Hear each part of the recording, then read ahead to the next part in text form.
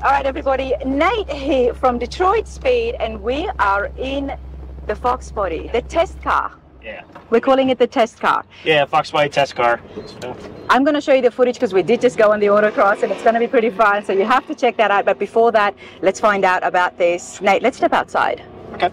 Let's find out more about the test car of Detroit Speed. We can do a quick walk around. Let's do that. All right, this is what we just went in, and it was so awesome, everybody. Check it out.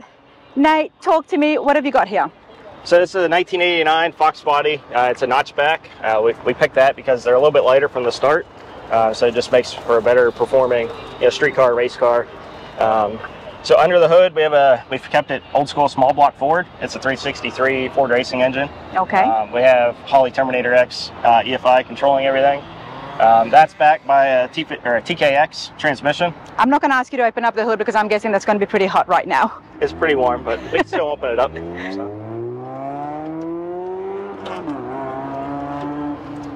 Okay, there we go. Nice. So as you can see, it's still vintage Foxbody. Yeah, we have the Holley System X intake. So under hood here looks very similar to what a 5.0 Mustang would have came with. Now talk to me about choosing the Foxbody as a test kit. So the Foxbody is super popular. It always was, and now guys are really starting to build what their high school dream car was, essentially. So we wanted to give them a great suspension package and auxiliary components to really make them, help them build a good car. So Detroit Speed uses this to take it out, test out all the products that they sell. Correct, yeah. We beat them, we take them to the road course, we come out here in autocross, we give ride-alongs with customers. It's all about customer engagement. We want to make sure that you guys have a really good and really safe product before it even hits the market. I love that, because one of the things that we did on our tour, and I will put a link where we've had a chat with Kyle as well as Nate as well inside the shop tour, is that all of the parts, a lot of them Kyle test drives them himself. And yeah, Kyle test drives and myself. We pass around the shop quite a bit, and we get a nice broad range of feedback from everybody. I love that, because you don't get that with many other products. A lot of suspension companies do that, but we like to go above and beyond and really build a good car. And you're very transparent about it, because here we are, just showing it as well. Is there ever been any issues, especially at the beginning stages? Obviously, first prototype, you have a good idea what it's going to be, and by developing, we really dial in what the feel should be. So we change spring rates, we change shock valving, and tweak and tune, and we really perfect it before it ever hits the market. Okay, and this has got the quadralink suspension in the back? Yes, so this has our quadralink suspension in the rear with a solid axle. We do a floater housing for it. In the front, we do either a strut or an SLA conversion. This car has our SLA conversion that's coming out later this year on it. And the rear end is a? The rear end is a FN 988, made at Detroit Speed with our floater housing. We have Baer brakes on all 4 corners. I want to ask you, now this is for myself and as well as people at home who are curious, when it comes to building a car, getting all the right products, we all try to do our best at that, but then we have to drive this and make sure that the driving is just as well as the product as well. What do you look out for, as someone who is not a professional driver, what do you look out for when you're driving?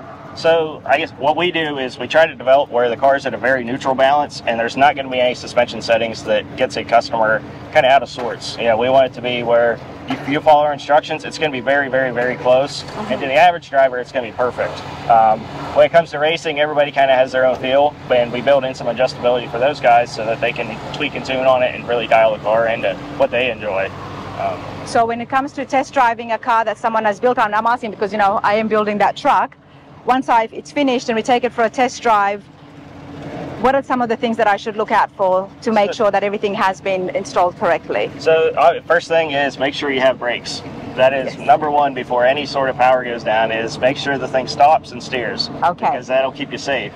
After that, once you're comfortable with that, then you start kind of feeling out, handling, suspension, going through turns, and ride quality. Once you have that dialed in, you can really start doing the handling aspect.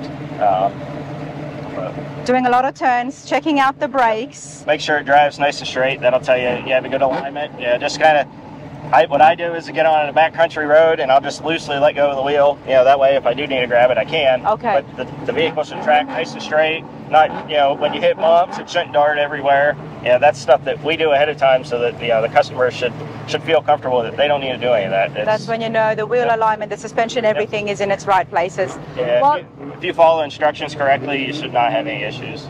So. Exactly. So we're going to try that as well, but this is pretty cool, and I love that. That was so much fun. Yeah, thank you. You have a good job.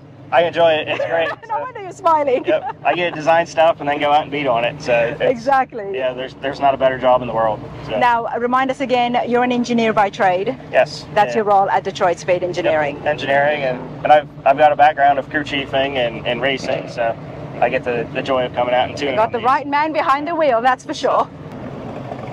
We're about to go on the autocross with Nate from Detroit Speed, everybody. And before we go on, he's got to check the tire pressure.